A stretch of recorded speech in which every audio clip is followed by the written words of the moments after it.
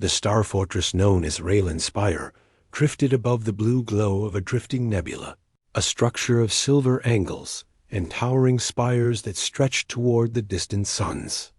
Its decks hummed with the presence of many species, but among them humans were few, and humans were not widely trusted. That made the post of human envoy a difficult one, but the man named Grant had accepted it with steady patience and a resilience that had earned him quiet respect. He lived with the warriors of the Raylan sector, moved among them, learned their practices, and carried out his tasks with a calm strength that unsettled some but reassured others. Yet none stirred him more than the commander of the Spire, a tall alien woman named Leora, whose voice could freeze an argument and whose eyes could cut through deception like a blade. Leora had never trusted humans. Her world had suffered a tragedy decades earlier during a border conflict sparked by an unrelated faction, but the misunderstanding and the loss had woven bitterness into her people's culture. She held to that bitterness with a disciplined grip, believing it kept her judgment sharp. So when Grant arrived as a diplomatic intermediary, she accepted him only because the council demanded it. She made no effort to hide her skepticism, though she acknowledged his work was competent and his loyalty to duty unwavering. Over months, Grant proved himself helpful in negotiations, rescue operations, and disaster control.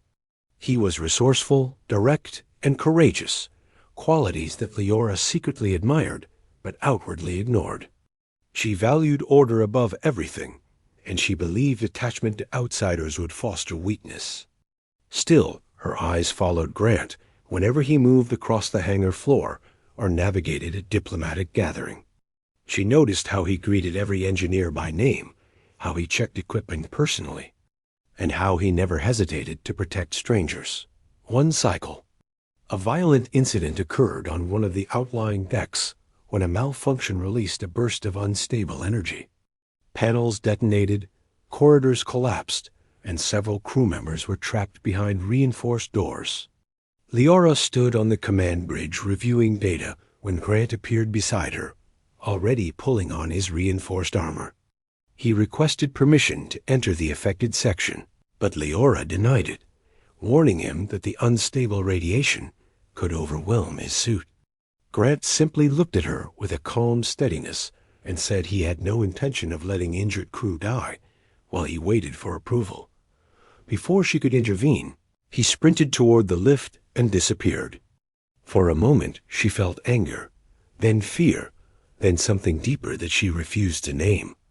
Reports streamed in as Grant forced open doors, carried wounded staff to safety, and stabilized the failing power nodes. He ignored warnings about the rising heat and crumbling structure as he kept pushing deeper into the wrecked deck. When he finally emerged hours later, suit scorched and breathing harshly, he had saved every trapped crew member, including 2 of Leora's junior tacticians. The medics insisted he rest, but he brushed them off and returned to duty the following day. When Leora summoned him to the command chamber, she struggled to maintain her usual firm tone. She looked at him, at the faint scorch marks on his armor, at the quiet steadiness of his posture, and a wave of conflicting emotions rose through her. Her gratitude felt too vulnerable, so she buried it beneath irritation. She reprimanded him for disobeying orders, insisting his recklessness undermined the chain of command. Grant listened without interrupting, his expression unreadable. He did not argue, though she sensed he wanted to. Finally, he bowed his head and said he would endeavor to act with greater restraint. But she felt the weight in his voice, a heaviness she had never heard from him before. That heaviness gnawed at her long after he left the chamber. Days passed, and tensions remained. The next conflict came when a group of external delegates arrived, their attitudes abrasive and suspicious toward Grant. During the meeting, they implied humans were tools rather than allies, and Leora said nothing to counter their words. Grant remained respectful, but his posture stiffened, and she saw a faint hurt in his eyes that stung her conscience. Afterward, she found him inspecting a shuttlecraft, And in a moment of frustration and pride, she confronted him yet again. She told him he needed to learn his place among the Alliance. She told him humans were tolerated, not embraced, and that his eagerness to prove himself was unnecessary and awkward. She told him he should stop trying to be something more. The words struck him like a blow, though she pretended not to see it.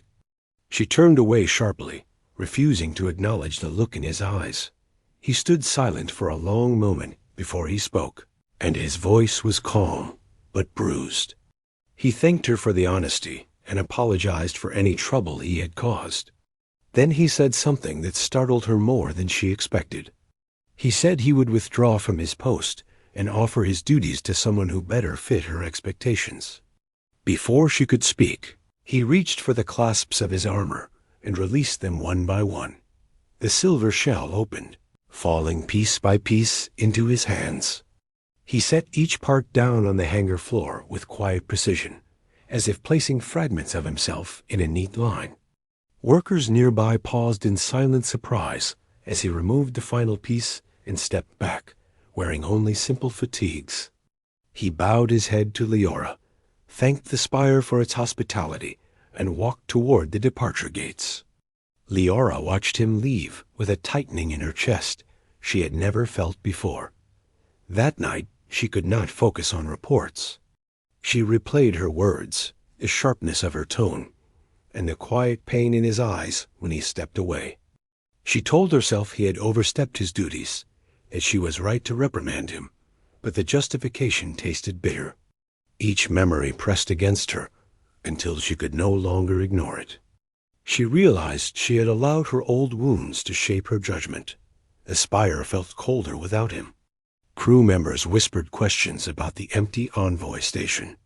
Engineers who relied on his steady help worked quietly, frustrated by the gap he left behind. Even the commanders noted the decline in interspecies cooperation. Leora had not expected his absence to ripple so widely got by the second cycle. She could no longer stand the silence left in his wake. She visited the hangar where he had removed his armor, and she found the pieces still stacked neatly on a bench. She ran her hand over the metal and felt a warmth that surprised her. She remembered how he had risked his life without hesitation for her crew, and she finally understood the truth she had been resisting. Grant had not been reckless. He had been compassionate. He had not been trying to impress her. He had simply been trying to help, and she had wounded him in return. The next cycle she took, a transport shuttle to the nearby station, where transport records indicated he had gone. Her heart pounded with every step as she scanned the bustling docks, searching for the familiar figure. She found him near a supply bay, carrying a container onto a cargo vessel. There was no armor on him, no diplomatic badge, no trace of his former position. He looked like a man ready to vanish into the wide reaches of the galaxy. She called his name. He froze in place, then turned slowly to face her. His expression was calm, but the distance in his eyes pained her more than she expected. She approached him with careful steps, unsure how to begin. When she finally spoke, her voice carried none of its usual firmness. She told him she had been wrong. She told him her words had come from old wounds, not from truth. She told him she had seen the value he brought, not only in duty but in spirit. She apologized with sincerity that stunned even herself. Grant listened quietly, not interrupting, not judging, simply absorbing every word. When she finished, she lifted her gaze to his and said she hoped he would return. He hesitated, his hands gently tightening on the container he held. She sensed he wanted to trust her, but feared being hurt again. So she took another step forward and said something that cost her pride, but freed her heart.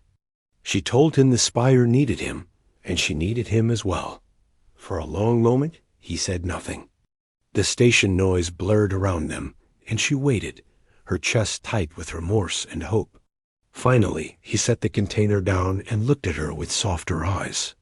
He asked if she truly meant every word. She nodded with steady certainty. Grant exhaled slowly and said he would return if she welcomed him honestly. Leora lowered her head, then lifted it with renewed strength, and told him she would. They walked back toward the shuttle together, neither speaking, but a new understanding forming between them. The silence was not empty now. It was warm-got when they arrived at the spire. Crew members watched with quiet relief. Grant resumed his duties, but something had changed. Leora no longer kept her distance, and he no longer carried quiet hurt. They worked side by side, each learning from the other. Their partnership strengthened the spire, uniting species through quiet example rather than speeches. And sometimes, when the corridors were calm and the stars shone brightly through the view panels, Leora would glance at Grant and feel gratitude for the moment she had chased him down before he vanished from her life forever.